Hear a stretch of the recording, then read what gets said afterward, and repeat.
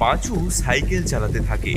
এদিকে পেছনে বসে থাকা সেই মেয়েটি তার আসল রূপে ফিরে আসে, কিন্তু পাঁচু এইসব কিছুই খেয়াল করে না। এদিকে সেই ডাইনি তার লম্বা লম্বা নখ পাঁচুর পিঠে ঢুকিয়ে রক্ত বের করতে থাকে।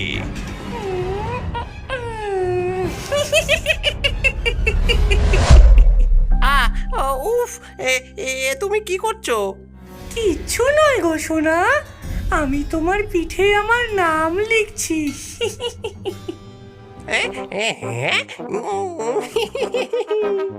পাঁচু নতুন বন্ধু পেয়ে এত আনন্দে থাকে যে তার কোনো ব্যথাই অনুভব হয় না।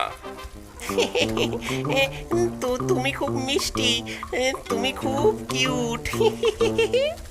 আর তোমার রক্তও খেতে খুব মিষ্টি। এরই মধ্যে পাঁচু সাইকেল চালাতে চালাতে তাদের গ্রামে প্রবেশ করে। পাঁচুর সাইকেলে একজন ডাইনিকে বসে থাকতে দেখে গ্রামবাসীরা ভয়ে এদিক ওদিক পালিয়ে যায়।